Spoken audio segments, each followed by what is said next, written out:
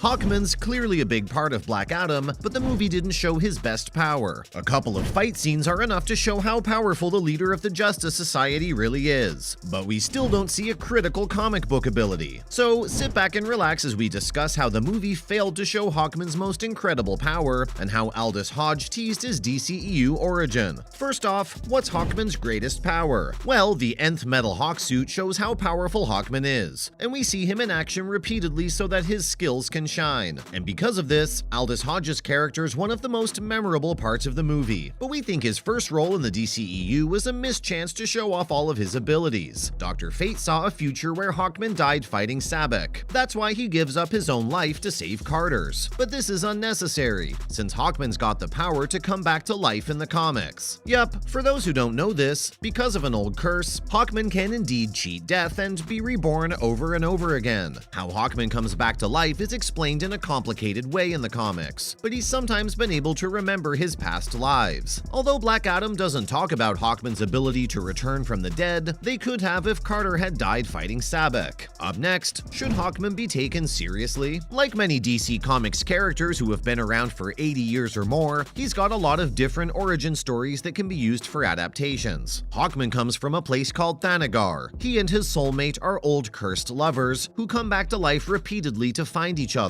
He also wears a bright orange bird mask and bright green pants in the comics. Yeah, same reaction. Since Black Adam ignores any attempts to explain who this guy is, we don't know if any of these details apply to this Carter Hall. Does this mean that he's from Thanagar? If he's been reborn, he doesn't seem to be in a hurry to find his soulmate this time. We know very little about Hawkman's background or goals other than that he's wealthy and a dedicated hero. His design as a character is impressive, and he's epically brought to life. Still, the movie downplayed Hawkman's introduction to the DCEU, followed by Hawkman dying instead of Dr. Fate. Well, as explained earlier, Hawkman could have reincarnated if he died, but Dr. Fate was gone.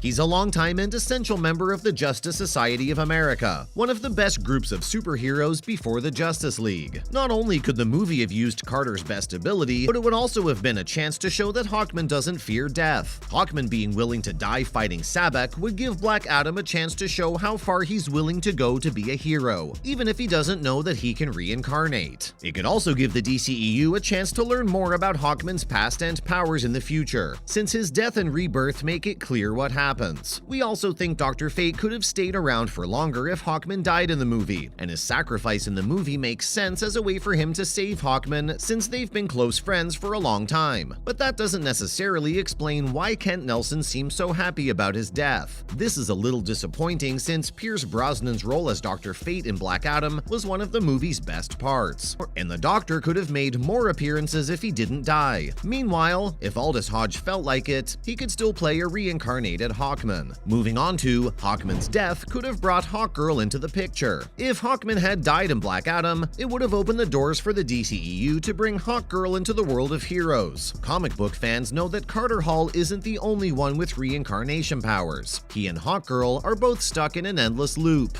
And since Black Adam doesn't say anything about Hawkman's relationship with Hawkgirl, his death and rebirth could start a new cycle where they are destined to meet. The DCEU could also show that Hawkgirl died in the past, but Hawkman didn't. This would allow the Justice Society heroes to return to where they were before Carter died, and we think that the Hawk lovers could still meet each other after Black Adam. Next, Aldous Hodge made Hawkman feel like a real DC hero. Hodge was an excellent choice for the role because he goes up against the biggest movie star in the world in terms of size and fame. We believe him when he says he's a hero, and he makes it through the movie. Plus, he's the kind of hero who cares about the cause and is just what the Justice League needs. All of this is probably being saved for a Hawkman solo movie, but as the DCEU has shown so far, there's no guarantee that a next film will happen. And with Hodge in the role, Hawkman's commitment to justice could have a more substantial impact on society, which is currently paying more attention to the long history of racial injustice in America. If this is the direction DC wants to go, it might be best to give it its own story instead of trying to cram it into The Rock's first big DCEU appearance. But still, Hawkman seems to be the purest hero in the DCEU, because he does good things for others without being asked. He takes being a hero very seriously, and acts like a seasoned adventurer who knows it's not a game. Yes, the movie didn't do an excellent job of describing Hawkman, but the film's second lead's only saved by how well he does his job. And since the character character had no backstory in the movie, we can only hope that was enough to make people like him. Now let's look at how Aldous Hodge teased Hawkman's DCEU origin. The movie starts with teth-Adam, played by Dwayne Johnson, waking up after being locked up for 5,000 years. And he immediately starts settling scores violently until Hodge's Hawkman and the rest of the JSA arrive and stop him. So it looks like one of DC's most daring adventures yet. But the Hawkman character's name and backstory have been split into two main threads. Well, the first is Carter Hall, an American archaeologist who gets his powers from touching a valuable dagger. The other is Qatar Hall, a police officer from the alien planet Thanagar who's sent on a mission to Earth where he becomes Hawkman. The two Hawkmen live in a confusing multiverse, and both also have some wholesome parts that should make it to the big screen. Hodge talked about Hawkman's backstory in an exclusive interview after he was asked if the movie would include his story originating from Thanagar. Hodge's Hawkman might be called Carter Hall, but the actor suggested they're planning on using many different origin stories for his time on the big screen. The actor also discussed what it was like playing the role because he had to decide which backstory and which path to take. He had to consider all the different ways that Carter Hall's been used to figure out how to mimic him. And well, the actor also looked at the things that are consistent and shared knowledge about the two sides of Hawkman. Hodge also added that he'd love to see the origins backstory explored in another movie, but wasn't sure when that will happen. Finally, what putting Thanagar into the DCEU could mean. The planet Thanagar is the source of nth metal, which gives Hawkman his wings and other aspects of his superpowers. In many fantasy plots, there's a magical substance from an alien planet, like unobtainium in the Avatar movies or vibranium in Black Panther. These fictional materials are often used to show how scarce resources are on Earth, but the DCEU can still come up with a new way to look at the same idea. Thanagar is also home to many different races, heroes, and villains. This means a big fight between many characters, like an Avengers event, could happen there. The world of Wakanda, where Black Panther lives, shows that the Marvel Cinematic Universe is good at building worlds. But Wakanda's no longer just a made-up place in the MCU. It's become an iconic part of the culture that comes from comic books and movies. Even though Disney hasn't followed through on its promise to add a Wakanda-themed area to its adventure park. This world building is perfect for significant marketing plays and growing fan bases. And if DC introduces Thanagar and markets it as their version of Wakanda, a film about Hawkman's past could be a surefire hit. But as of now, no Hawkman movie is set in stone yet, and Hodge's take on the hero with wings in the movie is the first time we see that in the DCEU. That's all for this video. What are your thoughts on Hawkman in Black Adam? Do you think his potential was wasted in the movie? Let us know in the comments below. Don't forget to like this video and subscribe to our channel for more exciting content in the future. Thanks for watching. See you next time.